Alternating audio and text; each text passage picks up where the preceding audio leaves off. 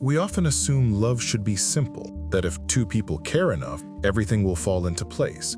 But what if love fails, not because we're broken, but because we've forgotten something essential? Men and women are not the same, emotionally, psychologically, or symbolically. And in pretending otherwise, we create confusion, where there could be harmony, and loneliness, where there could be union. John Gray, best known for Men Are From Mars, Women Are From Venus, wasn't simply describing stereotypes, he was describing emotional systems.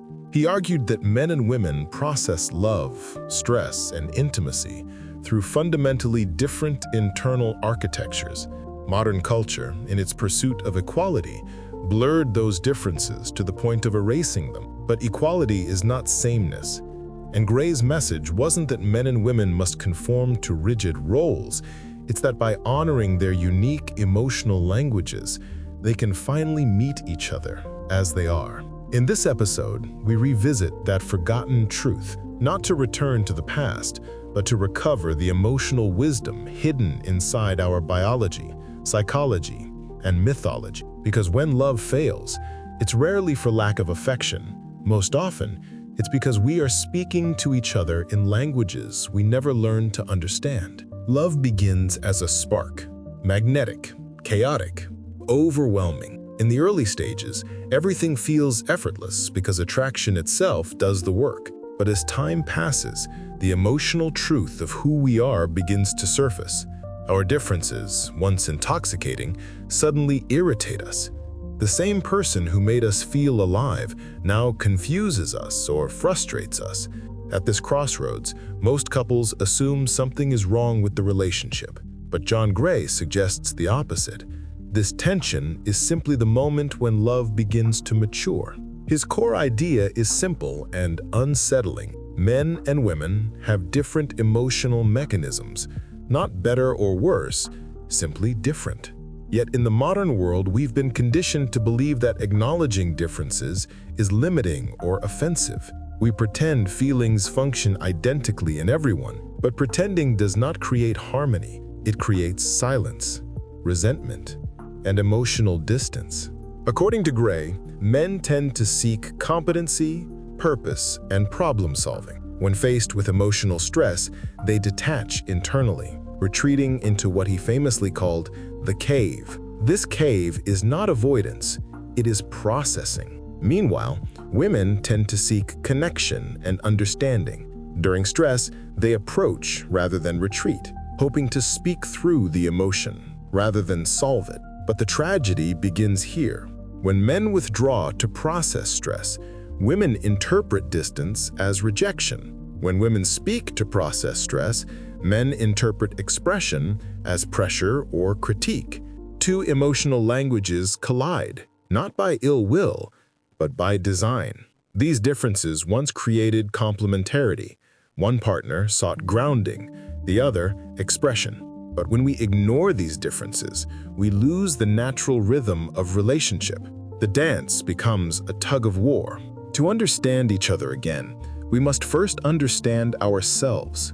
Men often feel loved when they're respected, trusted, and given space to act. Women often feel loved when they're heard, understood, and emotionally supported. Modern relationships collapse when these needs are misunderstood. A man believes he is helping by giving solutions. A woman believes she is helping by giving feedback. Neither understands why the other pulls away. She says, "You never listen." He says, "I'm trying to help." And slowly, quietly, love becomes negotiation. John Gray pushes us to consider that emotional closeness is not a single road shared by all. It is two parallel paths that meet only when both people understand the other's internal landscape. In ancient myth, masculine energy has been associated with forward motion, order, consciousness, the line. Feminine energy has been associated with containment, chaos, creation, the circle. These aren't roles, they're patterns. The masculine reaches outward, the feminine draws inward. Love requires both. Without structure, emotion has no direction. Without emotion, structure has no meaning. Modern relationships suffer because both partners are pressured to be everything at once. Strong, yet vulnerable. Independent, yet available. Rational, yet emotional. But in trying to embody all things alone, we deprive the relationship of its ability to become a space of complementarity. When every candle wants to become the sun, there is no night, only glare. Gray proposes that men and women are built to offer each other what the other lacks, not because they are incomplete, but because relationship is an act of co-creation. The masculine is not a complete world by itself, neither is the feminine, but together they form a psychological ecosystem. This balance has been forgotten, and the cost is profound. As individuals become more isolated, relationships bear greater emotional expectations. A partner becomes a lover, therapist, best friend, healer, and spiritual anchoring point. When these expectations inevitably collapse, we interpret the failure personally rather than structurally. We conclude that love is broken or that we are broken. But perhaps the problem is simply that we have forgotten how to understand difference. We rarely ask, what does love feel like for you? What makes you feel safe? Instead, we impose our own emotional language on the other. A woman expresses stress verbally, hoping for empathy.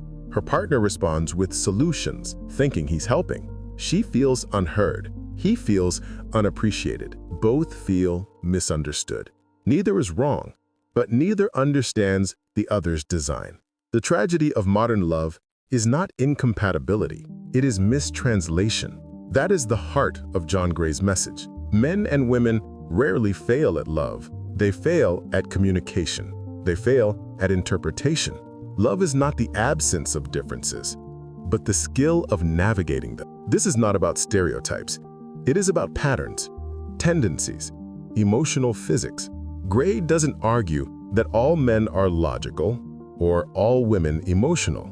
Instead, he offers that cultural, biological, and psychological history have shaped different emotional priorities, and ignoring those priorities to satisfy modern ideology only deepens relational confusion. The real challenge is acceptance without rigidity, to recognize difference without turning it into prison. Men may need space to process, yet must learn to offer presence. Women may need to express emotion, yet must learn to offer patience during withdrawal. The work is not to erase difference, but to soften its rough edges through understanding. In the end, complementarity is not about roles, it is about rhythm. The rhythm of approach and retreat, the rhythm of emotion and action, the rhythm of listening and responding. When we recognize this dance, love stops feeling like a puzzle and becomes movement again. There is a moment in every relationship when the idealized vision fades, not because anyone lied, but because now both partners are seen as they truly are. This moment is often misinterpreted as decline, but Gray suggests it is the moment when real love begins, where conscious commitment replaces projection. In the early stages, passion softens difference. We celebrate what is unfamiliar because it feels exciting, exotic. The emotional polarity pulls us together, but later those same differences stretch us. The masculine desire for space might feel cold. The feminine need for emotional connection might feel demanding. It's here that most couples begin the silent withdrawal. They negotiate peace by suppressing needs. He stops reaching out, she stops expressing. They retreat into politeness. Distance replaces conflict. On the surface, calm. Underneath, starvation. Gray insists that this moment, not the early passion, is the real testing ground of love, because the task is no longer to feel connection, but to create it. And that requires understanding emotional difference not as a technical manual, but as a spiritual practice. Somewhere along the road, the modern world declared sameness to be the only path to equality. But sameness is the death of polarity. Without polarity, desire fades. Intimacy becomes companionship. And while companionship is beautiful, It is not the same as the electricity that holds two souls close. Men withdraw because they feel judged for not responding emotionally the way women do. Women silence themselves because they feel shamed for needing more emotional intimacy than men typically offer. Both collapse inward. Both lose their voice. And silence becomes the language of the home. But Gray offers a striking idea. Difference is not the problem. Resistance to difference is the problem. When a man retreats into his psychic cave, he is regulating. If a woman interprets this as abandonment, both suffer. But if she understands his withdrawal as processing, she can give space with love, not fear. When that happens, he returns with more presence, not less. Likewise, when a woman needs to talk through emotion, she is not asking him to fix her. She is asking him to witness her.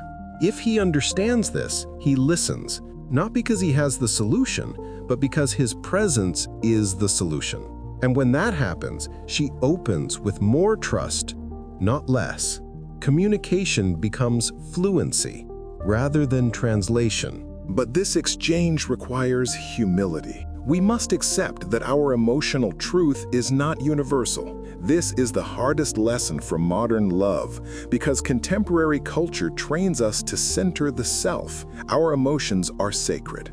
Our perceptions are truth. But in relationship, truth must be shared, not imposed. Gray argues that emotional balance requires cyclicity, a rhythmic alternation between closeness and distance, between speaking and listening, between holding and letting go. When men retreat, they must eventually return. When women approach, they must eventually release. Not every problem must be solved immediately. Not every feeling must be expressed instantly. Love is seasonal. Couples who honor this rhythm thrive. Those who resist it break. Imagine a relationship as a garden. One partner is rain, the other is soil. Rain nourishes, but if it never stops, the soil becomes mud. Soil sustains, but if it never receives water, it becomes dust. Both are incomplete alone. Together, they create life. The tragedy occurs when rain resents the soil for not being rain, and soil resents the rain for being water. This is how relationships silently die. Gray warns us that many modern breakups come not from abuse or betrayal, but from chronic misunderstanding. Couples misread difference as incompatibility. They interpret distinct emotional needs as personal attacks. They stop seeing each other as allies and begin seeing each other as opponents. The battle begins with small arguments, but it eventually becomes a war defined by emotional scarcity. She feels unsupported, he feels unappreciated. Neither is wrong. Both are wounded. Both plead to be seen, but neither knows how to see the other. Yet beneath this conflict lies hope. Profound, transformative hope, because difference is not just challenge, it is invitation.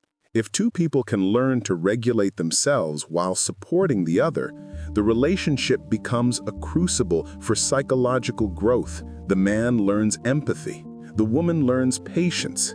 The couple becomes stronger not by eliminating tension, but by metabolizing it. This is the alchemy at the heart of Gray's vision. But he goes further. Gray suggests that emotional complementarity is not simply personal, it is archetypal. The masculine is the pillar, the feminine is the flame. The pillar gives shape, the flame gives life. When either dominates, the union collapses. If the masculine suppresses the feminine, relationships become rigid, controlled, silent, emotionally barren. If the feminine overwhelms the masculine, relationships become chaotic, unpredictable, unstable, directionless. Balance is the key, not in the middle, but in the interplay. Gray even extends his argument to stress chemistry. Men replenish testosterone through independence. Women replenish oxytocin through connection. Masculine energy restores itself in solitude. Feminine energy restores itself in belonging. This is not social conditioning. It is biology, and biology does not care about politics. Gray's critics accuse him of reinforcing stereotypes. But even a stereotype contains a shadow of truth, an archetypal memory. Gray's real message is not that all men are one way and all women another. It is that many of our emotional polarities arise from ancient patterns, not contemporary ideology. The modern tragedy is that we shame people for having the emotional needs of their ancestry. A man who needs space is chastised for being emotionally unavailable. A woman who needs closeness is accused of being needy. Both become exiles from their own emotional truth. The path back to connection begins with permission. Permission to be who we are. A healthy relationship is not a negotiation between competitors. It is a collaboration between different emotional intelligences. He is not incomplete without her, nor she without him, but together they awaken dimensions that lie dormant alone. Because relationship is not about completion, it is about expansion. Two people, different in their nature, meeting not to erase their difference, but to explore it, to learn its shape, to grow around it. This exploration is not comfortable. It requires surrender. It requires learning a new language, not because you're wrong, but because love is bigger than you.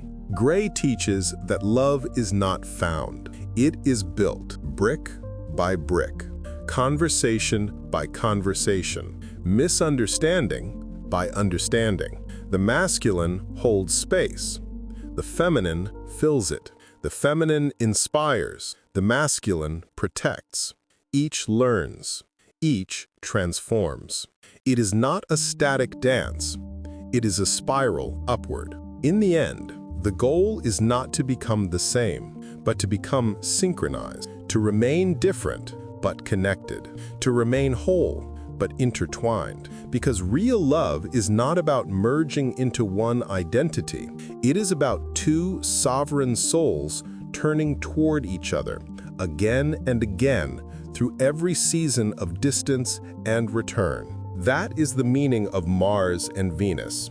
Not planets separated by fate, but celestial bodies held together by gravity, different, orbiting, in dialogue, in devotion. Love does not demand sameness. It demands awareness. And when awareness deepens, difference becomes not threat, but richness. When you understand that your partner is not a flawed version of you, but a completely different emotional world, conflict becomes curiosity, distance becomes space, and love becomes something more than feeling. It becomes understanding in motion. This is the lost wisdom of complementarity, not the past returning, but the future remembering what the present has forgotten.